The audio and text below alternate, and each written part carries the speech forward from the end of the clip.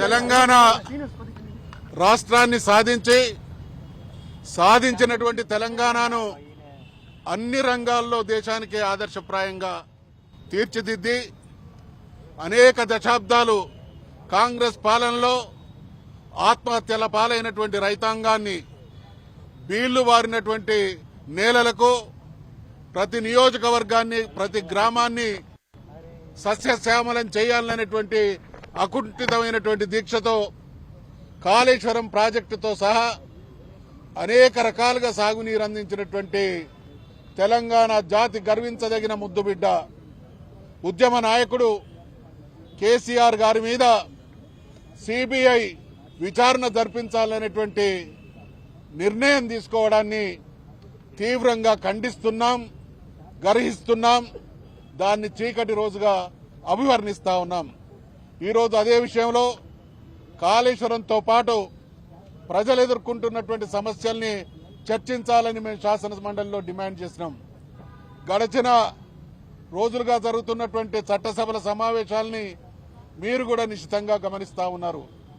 ఏం జరిగింది, ప్రభుత్వం ఎంత కుట్రపూరితంగా, ఎంత దుర్బుద్ధితో, ఎంత కక్ష సాధింపుగా ఉండడానికి చట్టసభలు జరిగినటువంటి తీరే నిదర్శనం.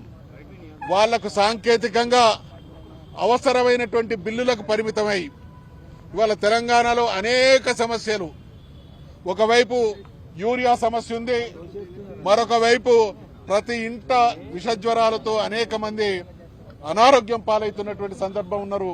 విద్యార్థుల సమస్యలున్నాయి, యువకుల సమస్యలున్నాయి. అన్ని వర్గాల ప్రజలు ఇబ్బందులు ఎదుర్కొంటా ఉంటే శాసనసభ శాసన మండలి జరుగుతున్నటువంటి సందర్భంగా మా సమస్యలు చర్చించబడతాయి, మాకు ఉపశమనం లభిస్తుంది అనేటువంటి ఆశతో ఎదురు చూస్తున్నటువంటి ప్రజల ఆశలు ఆశయాలకు అనుగుణంగా ప్రతిపక్ష పార్టీగా బీఆర్ఎస్ పార్టీగా అటు శాసనసభలో ఇటు శాసన మండలిలో అనేక విషయాలను చర్చించాలనేటువంటి మేము డిమాండ్ చేసినాము. ఏ ఒక్క అంశం కూడా చర్చించబడలేదు. నేను శాసనసభ స్పీకర్ గా గతంలో పనిచేసినటువంటి అనుభవం ఉన్నటువంటి వ్యక్తిని. బహుశా ఇంత నిస్సిగ్గుగా సభను జరపడానికి, ప్రజా సమస్యలు చర్చించడానికి భయపడి పలాయనం చిత్తగించినటువంటి దుర్మార్గపు ప్రభుత్వం రేవంత్ రెడ్డి ప్రభుత్వం అనేటువంటి విషయాన్ని మనవి చేస్తా ఉన్నా. మొన్న శాసన మండలి జరిగింది, 5 నిమిషాల్లో సంతాప తీర్మానాల తర్వాత అడ్జర్న్ అయింది. ఇవాళ మేము తీవ్రమైనటువంటి నిరసన వ్యక్తం చేస్తా ఉంటే కాళేశ్వరం మీద చర్చ జరగాలి, కేసీఆర్ గారి మీద సిబిఐ ఎంక్వైరీని నిలిపివేయాలనేటువంటి డిమాండ్తో మేము సభను ప్రొటెస్ట్ చేస్తే మా డిమాండ్లోని సహేతుకతను అర్థం చేసుకుని చర్చకు అవకాశం ఇవ్వాల్సినటువంటి మండలి నడుపుతున్నటువంటి ప్రభుత్వం సాంకేతికంగా వాళ్ళకు అవసరం ఉన్నటువంటి బిల్లులను మాత్రం పాస్ చేసుకుని సభను నిరవధికంగా వాయిదా వేయడం జరిగింది అనంటే ఇక్కడ కేసీఆర్ గారి సిబిఐ విషయంలో గాని, ప్రజలు ఎదుర్కొంటున్నటువంటి సమస్యల విషయంలో గాని ఈ ప్రభుత్వం ఎటువంటి దురహంకార పూరిత వైఖరితో కొనసాగుతున్నది అనడానికి నిదర్శనం. మళ్లీ మేము హెచ్చరిస్తా ఉన్నాం, కేసీఆర్ గారు 14 సంవత్సరాల కాలం పాటు పోరాటం చేసినటువంటి యోధుడు. తన చావును ఆహ్వానించి తెలంగాణ రాష్ట్రం కోసం పోరాడి తెలంగాణ సాధించినటువంటి మహానుభావుడు. సాధించినటువంటి తెలంగాణలో ఫలితాలను జనసామాన్యానికి అందించినటువంటి నాయకుడు. అటువంటి నాయకుణ్ణి ఈ రకంగా దుర్మార్గంగా వ్యవహరించడాన్ని తీవ్రంగా ఖండిస్తా ఉన్నాం.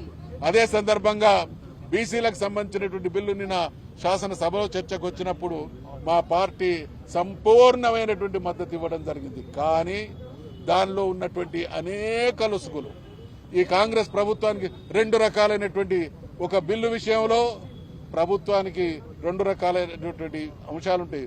ఒకటి చిత్తశుద్ధితో చేయడం, 2 సాంకేతికంగా ఇబ్బందులు కల్పించి అది అమలు కాకుండా చూడడం. ఇవాళ రేవంత్ రెడ్డి ప్రభుత్వం బీసీల విషయంలో సాంకేతికమైనటువంటి సమస్యలను వారే సృష్టించి అది అమలు కాకుండా కుట్ర పన్నుతా ఉన్నారు. ఇది అమలు కావాలి అనంటే గతంలో శాసన మండలి సమావేశాలు జరిగినప్పుడు మేము చాలా స్పష్టంగా చెప్పినాం.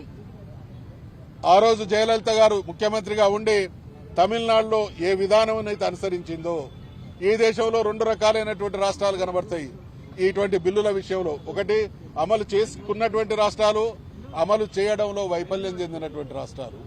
ఇక్కడ ఈ ప్రభుత్వం అమలు చేయడంలో వైఫల్యం చెందినటువంటి ప్రభుత్వాల ఆలోచనలకు అనుగుణంగా పనిచేస్తా ఉన్నది. అమలు చేసినటువంటి రాష్ట్రాన్ని ఆదర్శంగా తీసుకొని తయారు చేయాలని మేము కోరినాం. అది అటకెక్కించిండు. ఇవాళ మీరందరూ చూసిండ్రు, గడచిన శాసన మండలి సమావేశంగా భూసాని వెంకటేశం గారు ఇచ్చినటువంటి కమిషన్ రిపోర్టును మాకు అందించమంటే పెన్ డ్రైవ్ ఇస్తామన్నారు, అందిస్తామన్నారు. ఈ రోజు వరకు ఇవ్వలేదు.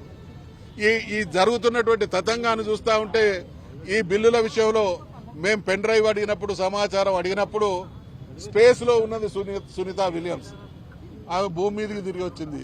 కానీ సెక్రటేరియట్ లో ఉన్నటువంటి ఆ కమిషన్ నివేదిక మండలికి శాసనసభకు రావడానికి ఇంత టైం పట్టిందంటే మేము 2 నత్తలను బతలాడి అడుక్కొని వాటి మీద పెట్టినా కూడా ఇప్పటి వరకు తీసుకొని వచ్చి అందించు.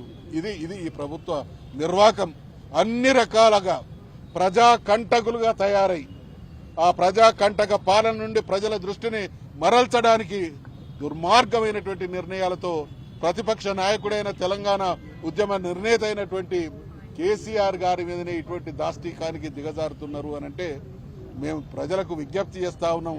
ఎటువంటి రాక్షసత్వం కొనసాగుతా ఉన్నదో దీన్నంతా ప్రజాస్వామ్యవాదులంతా, మేధావులంతా ముక్త కంఠంతో ఖండించాలని. ఈ నిరసన ఇక్కడికి మాత్రమే పరిమితం కాదు. మేము శాసన మండలిలో నిలదీసినాం, ఇక్కడ ప్రొటెస్ట్ చేస్తా ఉన్నాం. ఇంతకు పరిమితం కాకుండా ఖచ్చితంగా ప్రజాక్షేత్రంలో కూడా అడుగడుగున ఈ విషయాన్ని నిలదీస్తూనే ఉంటాం. ఈ విషయాలన్నీ రేవంత్ రెడ్డి గారు నీ రాజకీయ జీవితానికి మరణ శాసనమైతే అనేటువంటి హెచ్చరిక కూడా చేస్తారు. కేంద్ర మంత్రి బండి సంజయ్ రెడ్డి పాండవకు వీటితో పాటు ఓఆర్ఆర్ టెండర్లు, ఫోన్ ట్యాపింగ్ సంబంధించిన విషయాన్ని కూడా ప్రస్తావించారు. మేము ఈ రోజు జరిగినటువంటి అంశానికి పరిమితమై మేము మొదటి నుంచి చెప్తా ఉన్నాం, వీళ్ళు ఇదంతా నాటకం. ఈ రోజు రేవంత్ రెడ్డి గారు మాట్లాడుతున్నటువంటి మాట, ఏ సిబిఐనైతే రాహుల్ గాంధీ గారు విభేదిస్తా ఉన్నారో, ఏ సిబిఐనైతే మోడీ సమర్థిస్తా ఉన్నాడో, మోడీ సమర్థించేటువంటి సిబిఐ చేత ఈయన ఎంక్వైరీ ఎందుకు చేస్తున్నాడు? వీళ్ళంతా లోపాయికారి. రేవంత్ రెడ్డి గారు ఏ పార్టీలు ఉన్నాడో, ఏ పార్టీకి అనుసరణలో నడుస్తా ఉన్నాడో అనడానికి జరుగుతున్నటువంటి పరిణామాలన్నీ నిదర్శనం.